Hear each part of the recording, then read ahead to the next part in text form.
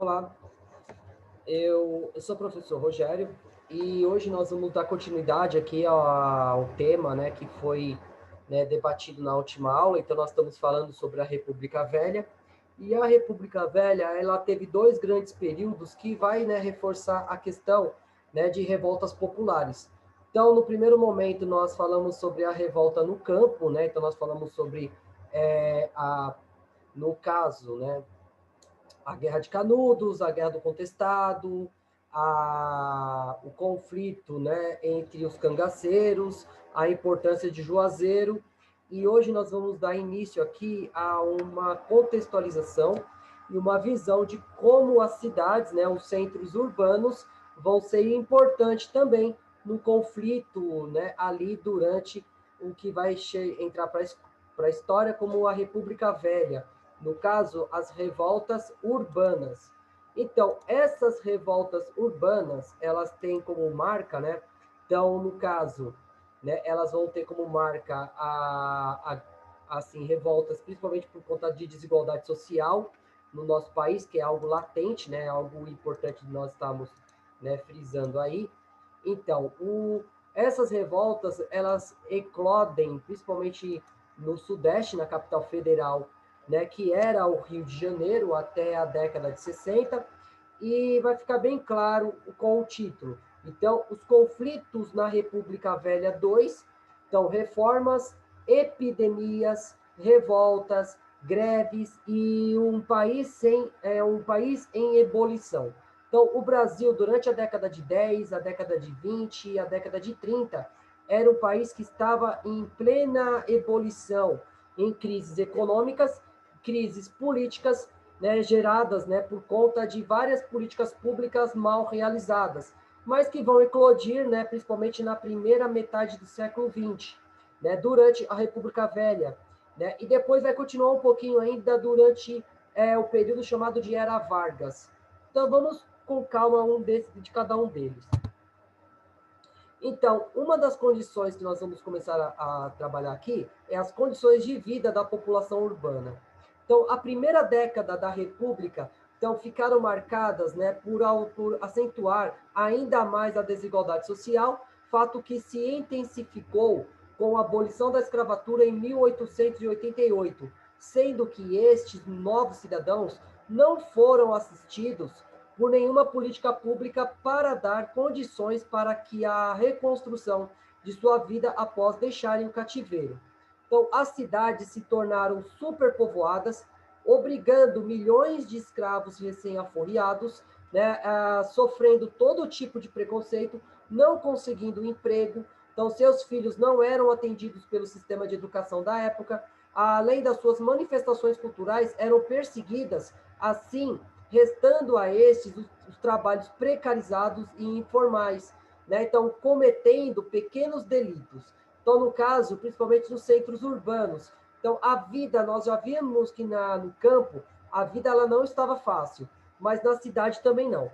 Então, no caso, esses ex-escravos e seus herdeiros vão sofrer muito, né, com os problemas, né, assim, relacionados a, né, principalmente a falta de participação do poder público durante a sua organização, que vai levar o que nós chamamos de democracia racial, que no Brasil se acredita que não havia, né, preconceito, mas a gente sabe muito bem que a história não é bem assim. Bem, então a falta de oportunidade de trabalho, não sendo atendido em nenhum projeto de equalizar o prejuízo já existente em que esses estavam enquadrados, provocando a ocupação de moradias por diversas famílias, surgindo cortiços, causando crises sanitárias constantes no país desde a colonização, se adentrando a república. Então, quando nós falamos em situação nas cidades, principalmente aqui no Brasil, essas cidades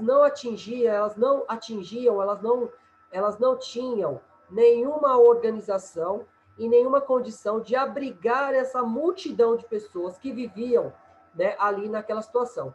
E isso vai provocar um prejuízo já existente, principalmente por conta da formação de cortiços, entre outros, né, sentidos, né, que vai aumentar a discriminação, e a questão aí da desigualdade social dentro do país naquele momento.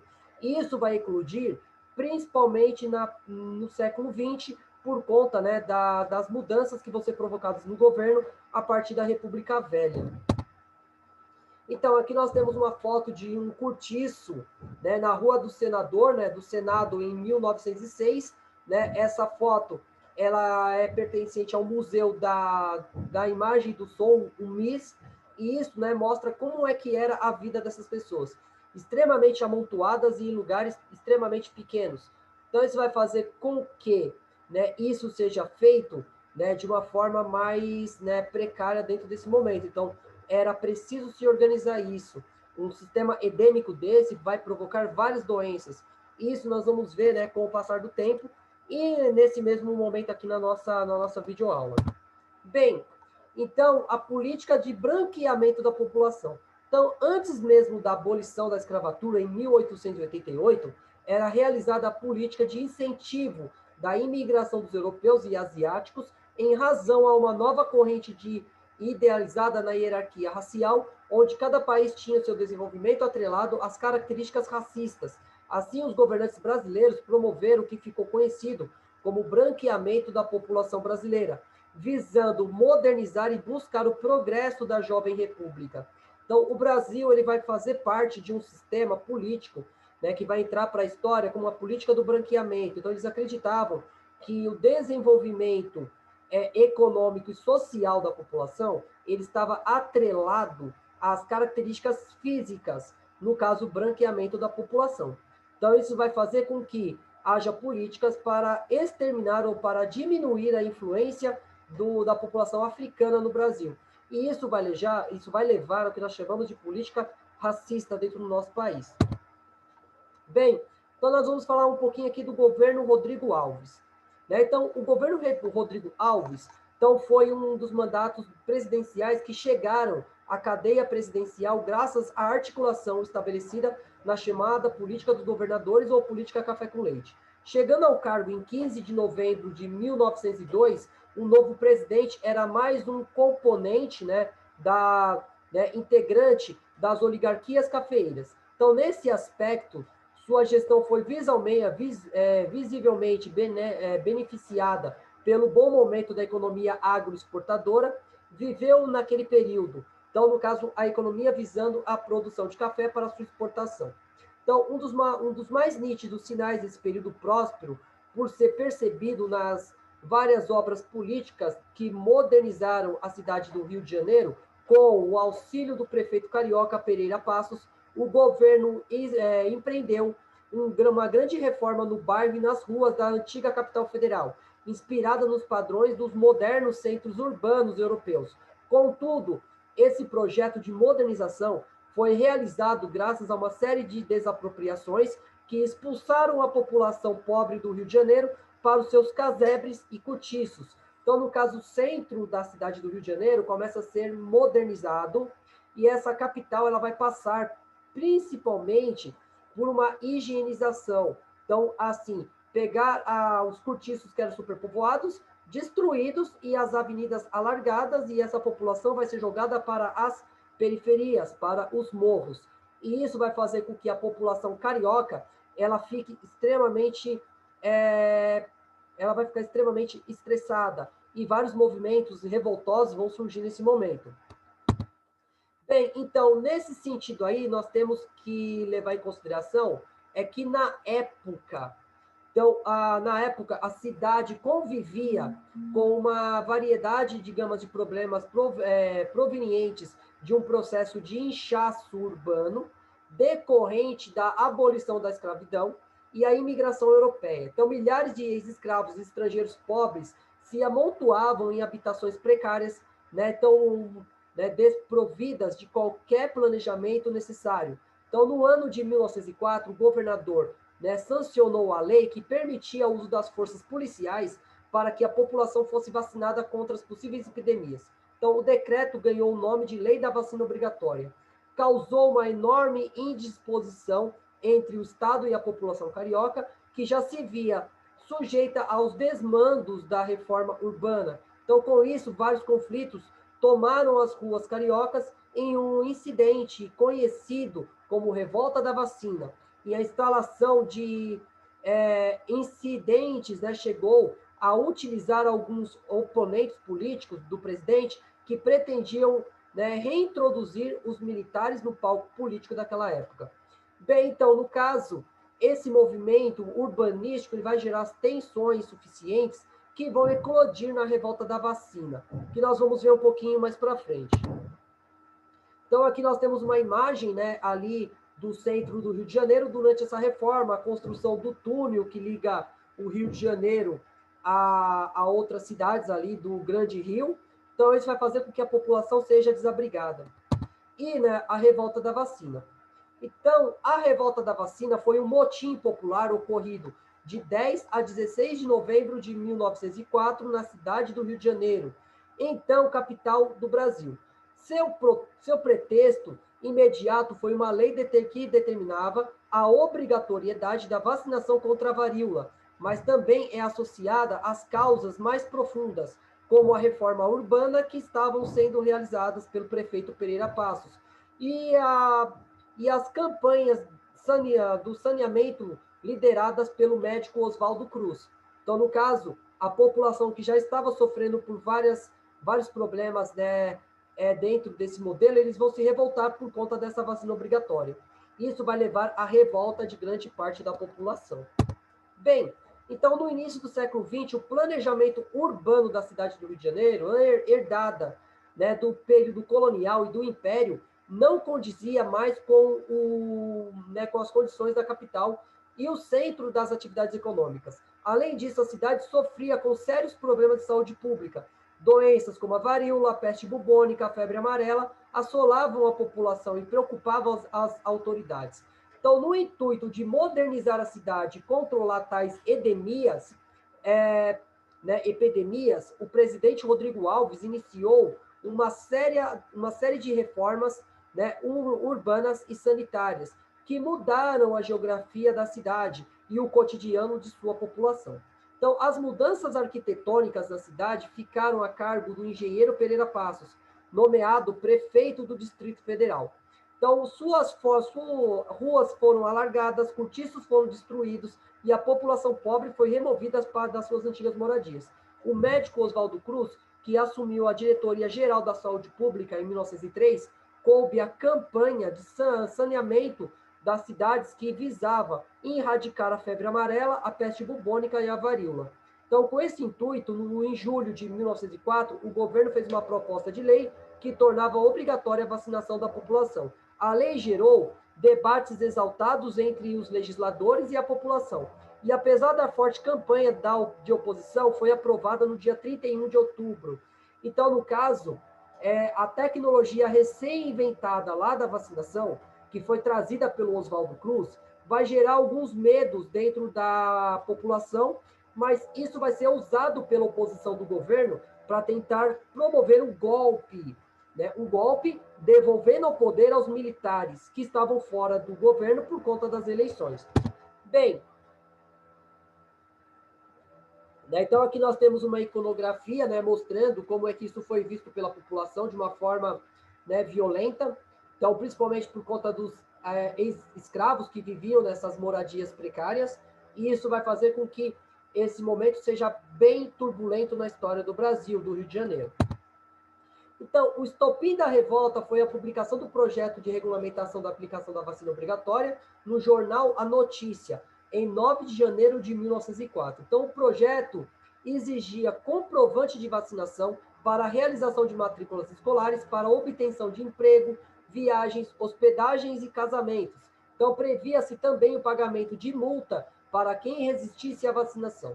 Então, quando a proposta vazou na imprensa, o povo indignado e contrariado iniciou uma série de conflitos e manifestações que se estenderam por cerca de uma semana. Então, embora a vacinação obrigatória tenha sido deflagrador da revolta, logo os protestos passaram a se dirigir ao serviço público em geral e aos representantes do governo, em especial contra as forças repressivas. O grupo de militares florianistas e positivistas, com o apoio de alguns setores civis, tentou se aproveitar do descontentamento da população para realizar um golpe de Estado na madrugada do dia 14, né, do dia 14 para o dia 15 de novembro, que, no entanto, foi derrotado. Então, uma crise que inicialmente foi uma crise sanitarista, né, e principalmente de falta de informações, ela quase se tornou uma crise política entre os florianistas, né, aqueles que eram a favor de Floriano Peixoto, para colocá-lo de volta no poder. Então, isso vai fazer com que esse movimento, que era, assim, de uma certa forma, lutar pelos direitos da população de manifestação, né? Uma coisa que nós temos que entender, que nós estamos passando hoje, a vacina, ela é importante para diminuir as doenças, entre outras coisas. Então, quando o meu direito individual, ele ultrapassa o direito coletivo, eu tenho que atender às demandas do direito, né, coletivo. Então, eu tenho que me vacinar. Só que o discurso era um discurso de que a vacina ela seria aplicada para promover a morte de milhares de pessoas. E isso vai fazer com que os ânimos que já estavam aflorados ficassem ainda mais acirrados. E isso vai levar essa revolta de uma semana, que vai gerar muitos mortos e prisões no Rio de Janeiro. Né? Então, aqui nós temos algumas iconografias, né, desse momento, e isso, né, vai servir de exemplo, principalmente para os dias de hoje. Então, como é que boatos, né, e principalmente uma questão de negação da vacina, ou o negacionismo, ele pode levar a conflitos e a problemas políticos e sociais. Bem, então no dia 16 de novembro foi decretado o estado de sítio e a suspensão da vacinação obrigatória. Então, dada a repressão sistemática e a extinta a causa deflagradora, o movimento foi refluindo, foi diminuindo. Então, na repressão que se seguia à revolta, a força policial prenderam uma série de suspeitos e indivíduos considerados desordeiros, tivessem eles relações com a revolta ou não. O soldo foi de 945 pessoas presas na Ilha das Cobras e 30 mortos, 110 feridos e 461 deportados para o estado do Acre, levando em consideração que o Acre ele vai se tornar uma prisão ao ar livre. Então, as pessoas que geravam problema na cidade, eles vão pagar a pena lá no norte do Brasil, no Acre, por conta do seu sistema edêmico. Então, muitas pessoas que foram deportadas para o Acre, poucas delas retornaram. Bem, então aqui, né, nós temos uma iconografia, uma foto daquele período, como é que essa revolta ela vai dominar o centro da cidade, né, principalmente por conta dessas pessoas que vão, né, de uma certa forma, contestar a obrigatoriedade da vacina, mas depois, né, com a não obrigatoriedade, a questão vai sendo diminuída, só que isso vai gerar fortes impactos na sociedade brasileira. Bem, a revolta da Chibata, que eu acho que é um dos movimentos mais emblemáticos da história do Brasil. Então, nós vamos por partes. Então, essa modernização tecnológica da Marinha Brasileira foi acompanhada por mudanças sociais. Então, ela não foi acompanhada. Então, as tensões entre núcleos de oficiais contra os tripulantes instigaram muitas agitações. Uma citação do Barão de Rio Branco. Então, um estimado político diplomata profissional mostra uma das fontes de tensão. Então, para o recrutamento dos fuzileiros navais e homens alistados, trazemos a bordo a escória dos nossos centros urbanos. Então, o subproletariado mais inútil, sem preparação de qualquer tipo. Os ex-escravos e filhos de escravos compõem as tripulações dos navios, a maior parte deles de pele escura ou de mulatos escuros. Então, no caso, o próprio Barão de Rio Branco, ele vai ter essa visão preconceituosa, dizendo o seguinte, que a Marinha, ela mesmo com os avanços tecnológicos, a maior parte dos seus marinheiros era composto de ex-escravos. E isso dificultava o trabalho.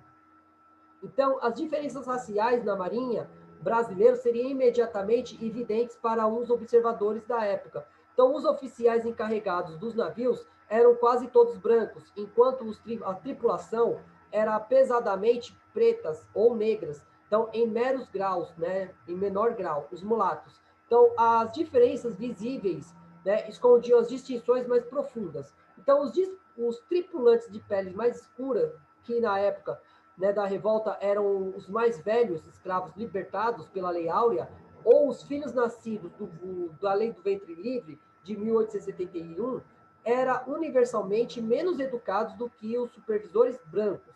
Então, eles tinham menos formação acadêmica, não sabiam ler, não sabiam escrever, e muitas vezes não tinham senso de, como eu posso dizer, de modos. Né? Então, educação para que eles consideravam uma educação aceitável. Né? Então, esses eram colocados de lado e muitos deles vão sofrer com essa realidade. Bem, então a Marinha, junto com outros ramos militares, serviam como depósito para milhares de jovens negros, pobres e às vezes órfãos que estavam presos nas escórias das cidades brasileiras. Então, e dos quais muitos tinham cometidos e eram suspeitos de cometerem crimes. Então, tais medidas serviam como um casamento perfeito da punição e a reforma. Então, pessoas que tinham ou eram suscetíveis a cometer crimes seriam removidos da sociedade e treinadas em habilidades que beneficiavam o país, no caso, a Marinha.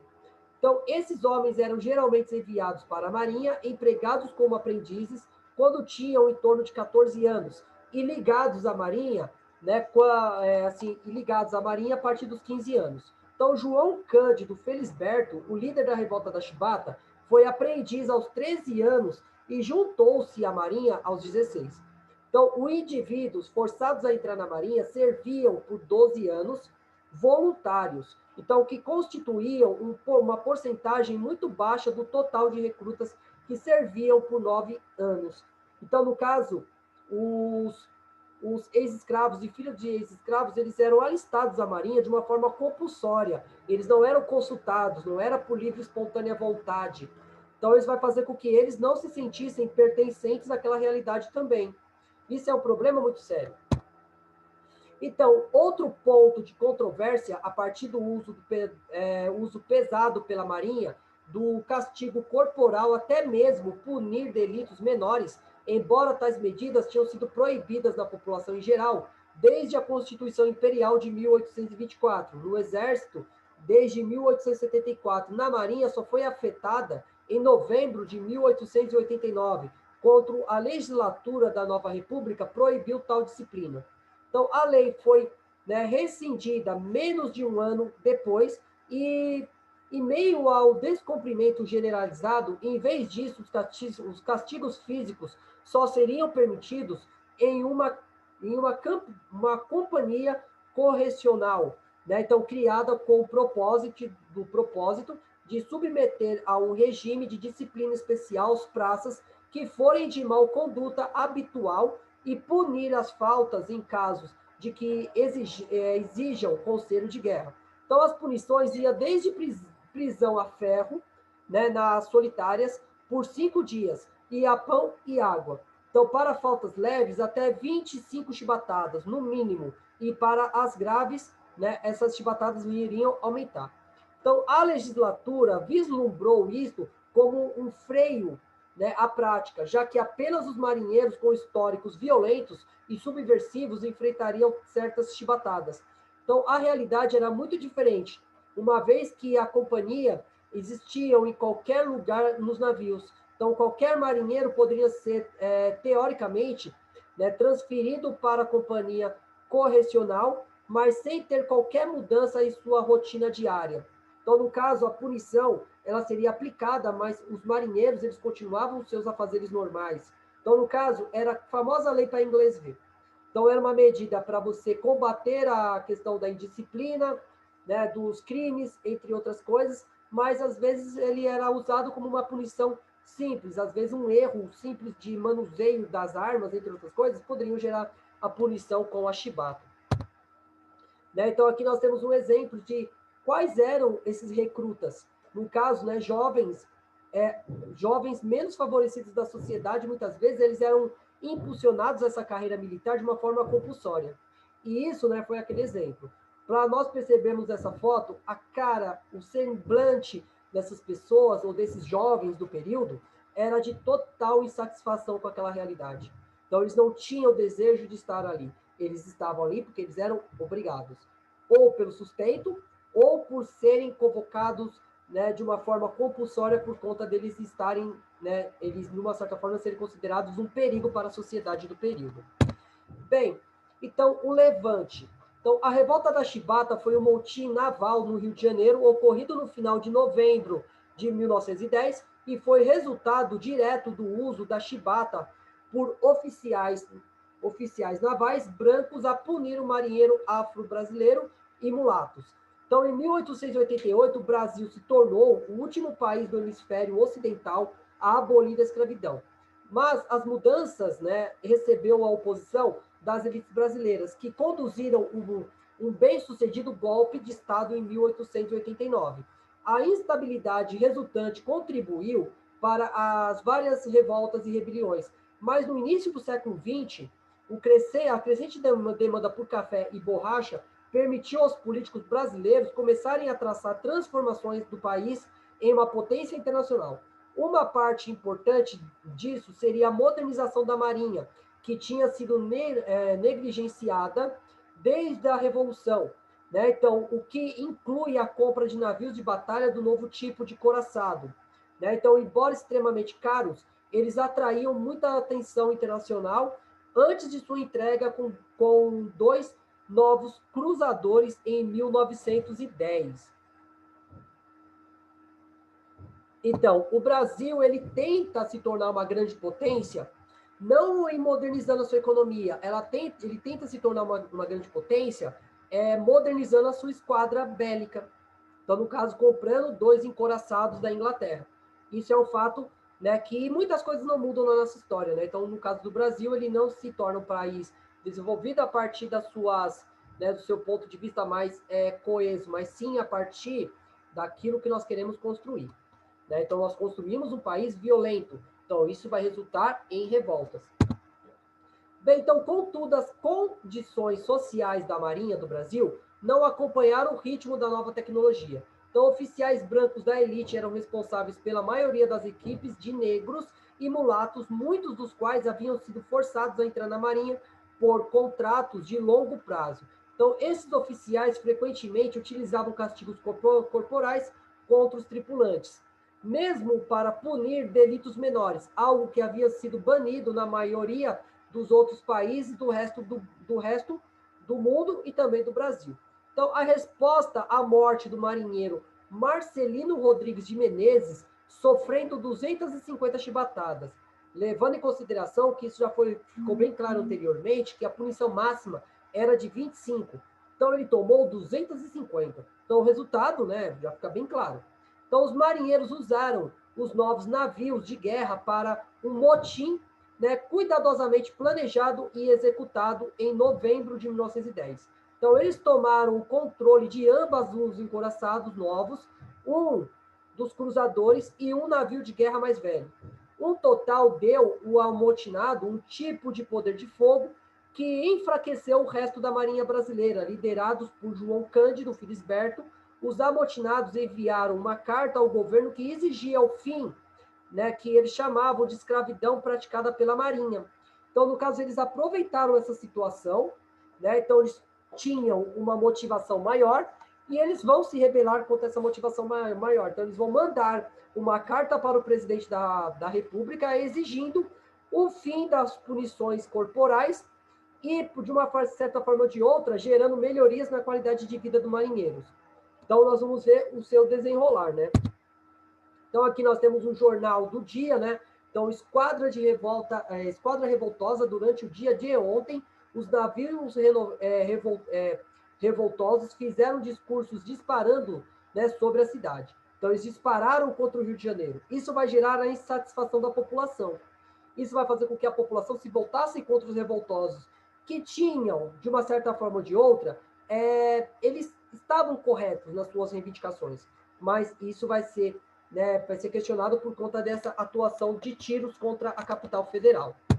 Bem, então, enquanto o poder executivo do governo brasileiro conspirava para retomar ou afundar os navios de guerra rebeldes, eles foram dificultados pela desconfiança do pessoal e o problema do equipamento. Então, historiadores, desde então, também lançam dúvida sobre a sua chance de realizar tais ações com êxito. Então, ao mesmo tempo, o Congresso, liderado por Rui Barbosa, um senador, buscaram uma rota de anistia, nomeando um ex-capitão da Marinha como sua ligação, né, com os rebeldes. Este último movimento foi bem sucedido. Um projeto de lei que concedeu anistia a todos os envolvidos e acabou com o uso do castigo corporal. Foi aprovado na Câmara de Deputados por uma ampla margem, mas, entanto, muitos marinheiros foram rapidamente dispensados da Marinha. E depois que uma segunda rebelião se relacionada a ela ocorreu algumas semanas mais tarde, muitos dos amotinados iniciais foram jogados na cadeia e enviados para o campo de trabalho nas plantações de borracha do norte, incluindo o João Cândido. Né, o João Cândido ele foi preso na Ilha da Caveira, né, então isso vai ficar bem claro sobre isso, e era um lugar onde muitos do que entraram ali não saíram vivos. Né, então, o João Cândido, ele teve a sorte de sair vivo de lá. E isso, né, vai fazer com que haja, né, grandes repercussões. Né, então, aqui nós temos, né, fotos do João Cândido, né, na Marinha, e ele recebendo os oficiais que estavam ali negociando a trégua, o perdão dos crimes que eles teoricamente teriam cometidos, que era o crime de insubordinação. Então, aqui nós temos uma foto do João Cândido na velhice, né, porque como ele foi anistiado, depois de algum tempo ele ficou na prisão, ele não conseguiu voltar para a Marinha, mas ele, né, viveu como pescador nas praias do Rio de Janeiro. E do lado tem um monumento que foi erguido a ele no centro do Rio de Janeiro, erguido e assim ele foi condecorado pelo então prefeito do Rio de Janeiro no final da ditadura militar, que foi o Leonel Brizola, né, um dos maiores desafetos do regime militar. Então nós temos aí, né, o João Cândido e a sua memória, que ela é ressaltada por esse monumento e também por uma canção, né, chamado Mestre Sala dos Mares, que foram, né, essa canção ela foi censurada pelo governo militar do período, mas isso não impediu que ela continuasse sendo cantada, né? Então eles modificaram a letra, mas ela foi aplicada mesmo assim. Bem, então nós vamos falar um pouquinho também do movimento operário. Então, as greves gerais de 1917 no Brasil faz parte de um processo de politização dos trabalhadores brasileiros. Esta politização se deu, em parte, graças aos ideais e os princípios organizacionais, né, aportados no país junto com os trabalhadores europeus, italianos e espanhóis, que imigraram para o Brasil buscando melhores condições de vida, a partir da segunda metade do século XIX. Enquanto os espanhóis permaneceram no meio urbano, ao aportarem no Brasil, as famílias de imigrantes italianos tiveram destinos diversos. Então, no estado de São Paulo, ainda que em regime assalariado, os italianos passaram a substituir a mão de obra escrava nas fazendas de café, enquanto no Rio Grande do Sul e em Santa Catarina, os italianos foram enviados para a região da Serra, onde receberam lotes de terras não trabalhadas para o desenvolvimento de atividades produtivas, sem conhecer as especificidades do solo e do clima da região. Então, Orestes Ritori, importante militar e militante, né, e jornalista libertário, né, ativista anti-imigração, assinala o tratamento escravista dado aos imigrantes italianos no interior de São Paulo, pelos grandes proprietários de terra, fato que fez com que os trabalhadores se dirigissem à capital quando possível. Então, no caso, eles eram tratados como escravos brancos. Então, eles tinham que comprar as suas ferramentas, eles tinham que pagar, né, a viagem que eles receberam para o Brasil. Então, isso vai fazer com que essas pessoas comecem a fugir do interior quando possível. E elas vão vir para a cidade. Isso vai fazer com que elas, né, comecem, né, também a buscar emprego na cidade, gerando desemprego e cada vez mais problemas. Bem, então, ainda no início do século XX, um número considerável de imigrantes italianos abandonou o regime de servidão, né, imperante nas fazendas de café no interior paulista para trabalharem nas fábricas da capital. Então, no meio urbano, passaram a atuar contra a precariedade e as condições de trabalho nas fábricas, na utilização massiva da mão de obra infantil e as jornadas, né, laborais de trabalho, né, de mais de 13 horas diárias. Então, em diversas cidades, os italianos passaram também a fazer contato com grandes grupos ativistas, né, libertários brasileiros, mas também espanhóis, portugueses imigrados. Junto a esses trabalhadores que, de diferentes origens, fundaram diversos sindicatos e organizações dos trabalhadores que compunham o movimento operário, lutando pelos direitos laborais básicos, como férias, salário mínimo, salário digno, né? Jornada laboral diária de 8 horas e a proibição do trabalho infantil. Então, no caso, esses líderes desses movimentos vão começar a buscar o início ou o embrião das leis trabalhistas, que só vão se consolidar com o governo do Getúlio Vargas. Então, a crescente organização dos trabalhadores passou a ser vista com maus olhos pela elite urbana brasileira, que enxergavam ali uma ameaça aos seus interesses. Então, diante da organização das classes subalternas, a elite passaram a assumir o discurso nacionalista, né, homogeneizante, afirmando que os trabalhadores estrangeiros estavam, né, se voltando contra o país que os acolheu. Então, a organização governamentais e grande parte dos meios da mídia foram mobilizadas contra os trabalhadores na defesa dos interesses das classes dominantes. Então, a primeira greve geral realizada, ainda em 1906, foi combatida com energia pelo então secretário da Segurança Pública de São Paulo, Washington Luiz. Então, Washington Luiz ele vai usar da força pública contra os trabalhadores, né, levando em consideração que eles eram considerados, né, pelo governo e pela parte da elite como baderneiros que estavam ali para combater o progresso do Brasil, criando uma visão xenofóbica daquelas pessoas. E isso vai ser usado como uma política para combater essas pessoas dentro dessa realidade. Bem, então naquela conjuntura, os anarcossindicalismos eram uma das tendências majoritárias no meio operário europeu e se consolidava rapidamente também nos países americanos. Então, no Brasil, os anarcossindicalistas articulavam diferentes iniciativas para fazer frente à exploração, né, imbricada, né, no projeto do desenvolvimento das elites agrárias e urbanas. E a classe política estava vinculada, além dos sindicatos, também foram fundadas creches e escolas de educação libertárias, gráficas e jornais. Então, um dos objetivos dessas iniciativas era propagar entre as classes exploradas dos operários, urbanos e trabalhadores rurais, e greves geral, né, com a estratégia de lutar não só por melhores condições de vida, mas também como forma de emancipação da dominação das classes dominantes. Então, no caso, é uma questão de se criar uma ideologia, de se criar um movimento trabalhador mais organizado, e esse movimento trabalhador mais organizado seria o embrião de um sistema mais libertário, né, dentro dessa questão no início do século XX. Bem, então, com o início da Primeira Guerra Mundial, tornou-se, né, exportador de gênero alimentício aos países da Tríplice Entente, né, no caso Inglaterra, França, né, e Rússia. Então, essa exportação se aceleraram a partir de 1915, reduzindo a oferta de alimento disponível para o consumo interno, provocando alta dos preços.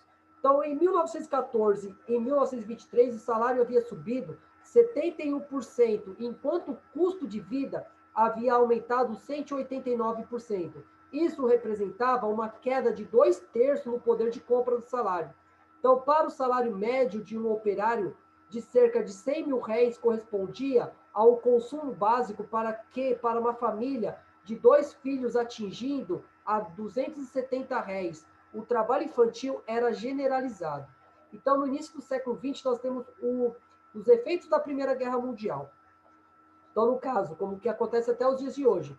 Então, quando o preço é mais atrativo para exportação, os grandes produtores, os grandes latifundiários, eles vão produzir alimento ou artigos de exportação para mandar para fora, ganhando mais do que vender aqui para dentro. Então, isso vai gerar o que nós chamamos de escassez, diminuição na oferta desses produtos, gerando o aumento muito expressivo dos seus preços. E isso vai levar ao descontentamento da população que não tinham como, né, viver naquela situação.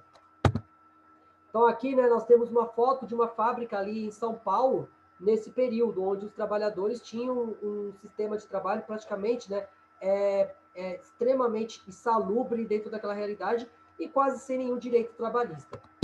Bem, então, o movimento de São Paulo. Então, em 9 de julho, uma carga de cavalaria foi lançada contra os operários que protestavam na porta da fábrica Mariângela, no Brás, e resultou a morte do jovem anarquista espanhol José Martínez. Então, seu funeral atraiu uma multidão que atravessou a cidade acompanhando o corpo até o cemitério do Araçá, aonde foi sepultado. Então, indignados, já preparados para a greve, os operários da indústria têxtil, né, Cotonofícios Crespi, então, com sede na Moca, entraram em greve e logo foram seguidos por outras fábricas dos bairros operários. 3 dias depois, mais de 70 mil trabalhadores já aderiram à greve. Então, os armazéns foram saqueados, os bondes e outros veículos foram incendiados e as barricadas foram erguidas no meio das ruas. Qual a diferença hoje, né, para os movimentos trabalhistas para aquele período? Então, o movimento trabalhista, no início da década do século XX, ele vai englobar todas as classes de trabalhadores. Então, não foram apenas os tecelões que foram às ruas, também foram jornaleiros, né, foram, no caso, metalúrgicos, entre outros. Então, a greve ela foi de todos os trabalhadores para protestar contra as péssimas qualidades, a péssima qualidade de vida naquele momento e também para reivindicar justiça a morte do então jovem, né, José Martínez. Então aqui nós temos uma foto, né, da mobilização dos trabalhadores durante o enterro do Jorge. Né? Então isso é um exemplo, né, de como essa mobilidade dos trabalhadores no início do século XX ela era muito mais, né, representativa do que nos dias de hoje. Bem, então a greve geral estava deflagrada em São Paulo, né? Então o Emiliano Linhares, em seu livro a Contribuição à História da Luta Operária, né, do Brasil, segunda edição São Paulo, Alfa Ômega, 1970, diz o seguinte: então o auge desse primeiro foi a greve geral de 1917, que paralisou a cidade de São Paulo durante vários dias. Os trabalhadores em greve exigiam aumento salarial, o comércio fechou, os transportes pararam, o governo impotente não conseguiu dominar o movimento pela força. Os grevistas tomaram conta da cidade por 30 dias. O leite, a carne só eram distribuídos aos hospitais. E mesmo assim, com a autorização do comitê de greve. Então, no caso, o governo abandonou a capital. Então, para a gente ver como é que os trabalhadores do início do século XX, eles tinham o poder, né, de parar a cidade de uma forma geral. Né? Mas por conta do quê? Por conta que a situação estava insustentável. Voltando lá atrás, então a falta de comida era provocada por conta da ganância de se vender os produtos a um preço maior. Em vez de você, de uma certa forma ou de outra, você fornecer, você vender comida para o Brasil de uma forma de um preço justo, o lucro estava acima de tudo e isso vai gerar esse problema todo. Né? Então, as ligas e corporações operárias em greve, juntamente com o Comitê de Defesa Proletária, decidiram, na noite de maio, do dia 11 de julho, numerada 11 tópicos, através dos quais apresentaram suas reivindicações. A primeira, que seja postas em liberdade todas as pessoas detidas no movimento de greve. 2, que seja respeitado de modo mais absoluto o direito das associações para os trabalhadores. 3, que nenhum operário seja dispensado por haver participado ativa ou ostenciosamente do movimento grevista. 4, que seja abolida de fato da exploração dos trabalhos menores de 14 anos nas fábricas e oficinas, etc. 5, que os trabalhadores com menos de 18 anos não sejam ocupados em trabalhos noturnos. 6, que seja abolido o trabalho noturno das mulheres. 7, aumento de 35% dos salários inferiores a 5 mil contos de réis e 25% aos mais elevados. 8. Que o pagamento do salário seja efetuado pontualmente a cada 15 dias e mais tarde 5 dias após o vencimento. 9. Que sejam garantidos aos operários trabalho permanente. 10. Jornada de 8 horas semanais, né, como diários, né, e a semana inglesa de 5 dias. O aumento de 50% em todos os trabalhos extraordinários, o que nós chamamos de hora extra. Então, essas eram as reivindicações do movimento proletário, né, que levou à greve de 17. Bem, então, na primeira reunião foi examinado o memorial das reivindicações dos trabalhadores apresentados pelo Comitê de Defesa Proletária, que a comissão dos jornalistas estava encarregada de levar até o governo do Estado. A segunda reunião teve seu início retardado em virtude da prisão de 2 dos membros do Comitê da Defesa Proletária, que saírem da redação após a primeira reunião.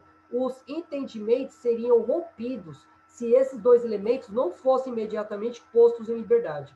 Então, essa resolução foi transmitida ao presidente do Estado e exigida, né, foi atendida. Então, as exigências foram assim atendidas. Os elementos levados à redação, a reunião, né, pôde ser realizada com a breve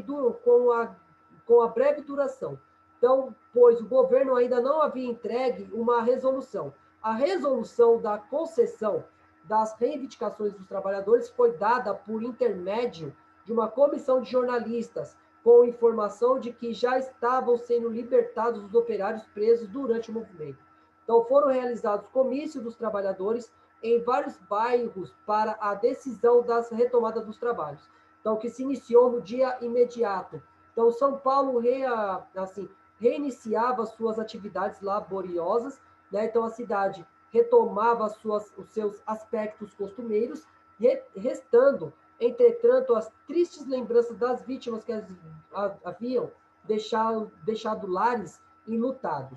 Então, quem escreveu essa carta foi o Pedro Lucas Marques Lourenço.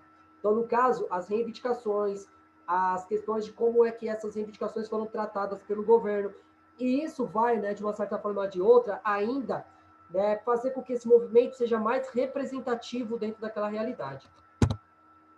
Né, então, aqui nós temos, né, uma foto de como é que era aqueles dias. Então, os trabalhadores organizados e a polícia, né, na repressão, mesmo assim, o movimento ainda ganhava cada vez mais força, até chegar a esse movimento que foi, né, dado pelos 11 aspectos ali né, que foi, né, lançado pelos jornalistas.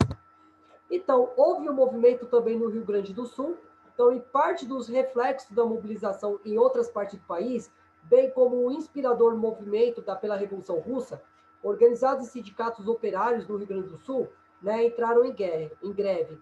Então, inicialmente o setor ferroviário, então a greve se espalhou rapidamente pelas indústrias e prestações de serviços públicos nas principais cidades do estado. Rapidamente foram formadas organizações grevistas entre os sindicatos e as entidades operárias. Destacavam-se as ligas das defesas populares das cidades de Porto Alegre e o Comitê de Defesa Popular da cidade de Pelotas, por seu trabalho de conscientização e propaganda e apoio às causas operárias. Então, no caso, esse movimento vai ganhar cada vez mais força, né, principalmente por conta, né, da inspiração que eles vão ter do movimento da Revolução Russa. Bem, então no dia 30 de julho daquele ano, em Porto Alegre, iniciou-se a convocatória assinada pela União Operária Internacional, assinalando como local de assembleia pública a Praça da Alfândega. A Assembleia promoveu a formação da Liga de Defesa Popular, na qual se destacam militantes operários e articuladores da greve na cidade. Entre eles estão Luiz Derive, secretário do Sindicato dos Pedreiros, Carpinteiros e da classe anexas, e dos tipógrafos, né, Cecílio Vilar. Então, a diminuição dos preços dos gêneros de primeira necessidade em geral, as províncias, né, para evitar a questão do assambarcamento do açúcar, então o apodrecimento do açúcar, e estabelecimento de um maturado municipal para o fornecimento de carne da população a preços razoáveis, a criação do mercado livre nos bairros operários, a obrigatoriedade da venda de pão a preço fixo, né, a peso, e fixar semanal o preço do quilo. A intendência deve cobrar pelo fornecimento da água 10% sobre os aluguéis e reduzir em 5% as décimas dos prédios cujo valor seja inferior.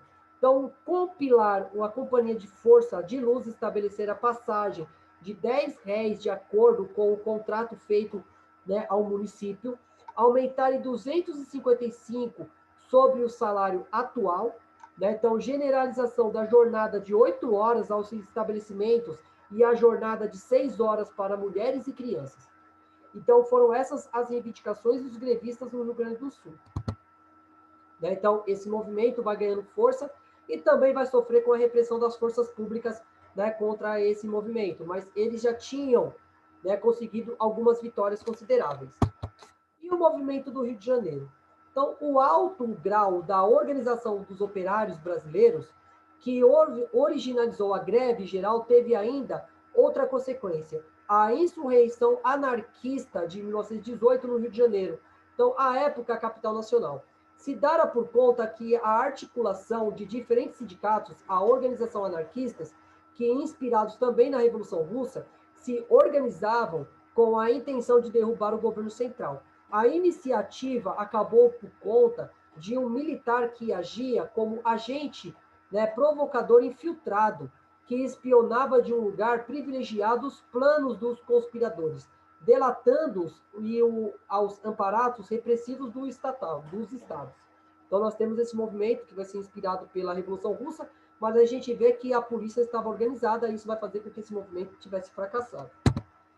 Bem, então, aqui nós temos uma foto, né, do movimento operário ali no Rio de Janeiro e como é que era, né, esse momento aí.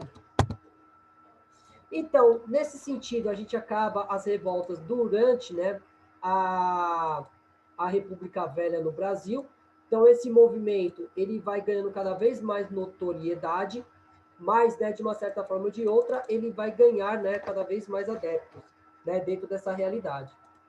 Então, dentro disso tudo aqui, né, então, dentro daquilo que nós discutimos, então,